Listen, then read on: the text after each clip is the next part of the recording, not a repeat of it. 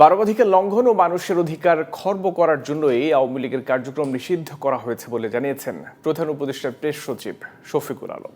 এ বিষয়ে সরকার সব দলের সঙ্গে আলোচনা করেছে বলেও জানান তিনি।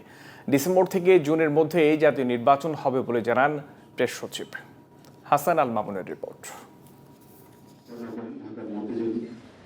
সোমবার ঢাকা রিপোর্টার্স ইউনিটির সাগররুনি মিলনায়তনে মিট দ্য রিপোর্টার্সে প্রধান অতিথি ছিলেন প্রধান উপদেষ্টার প্রেস সচিব শফিকুল আলম। তিনি বলেন, সরকার আওয়ামী লীগের বিষয়ে যে সিদ্ধান্ত নিয়েছে সব রাজনৈতিক দল এই সিদ্ধান্তকে সাদরে গ্রহণ করেছে।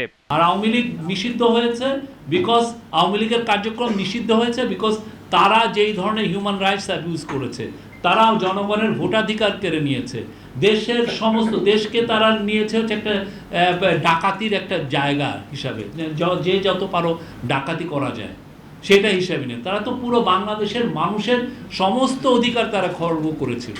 তো সেটার আলোকে বাংলাদেশে যারা জুলাই অভ্যুত্থানে ছিলেন সমস্ত পার্টির সাপোর্ট ছিল এই আমাদের যে ডিসিশনের পিছনে।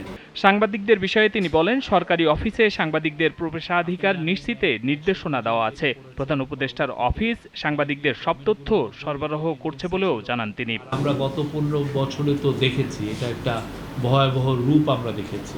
তো সেই জায়গা থেকে আমাদের গভর্নমেন্টের ইচ্ছাটা হচ্ছে যে দেশে ফ্রিডম অফ স্পিচ যাতে ইনস্টিটিউশনালাইজড হোক, এবং আপনারা জানেন অনেকের ক্রিটিসিজম সত্ত্বেও আমরা কিন্তু কোনো মিডিয়াকে আমরা বন্ধ করি নাই, যদিও তাদের অনেকের বিরুদ্ধে অনেক রকমের বড় বড় অভিযোগ।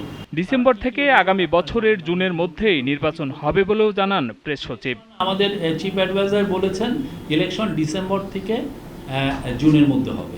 সংবিধানে বাক স্বাধীনতার সমুন্নত আছে, কিন্তু বারবার ফ্রিডম অফ স্পিচ ক্ষুণ্ণ করা হয়েছে উল্লেখ করে শফিকুল আলম জানান, ফ্রিডম অফ স্পিচকে প্রাতিষ্ঠানিক রূপ দিতে চায় অন্তর্বর্তী সরকার।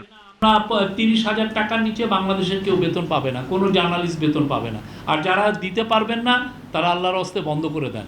Hasan Al Mamun, GTV news, Dhaka.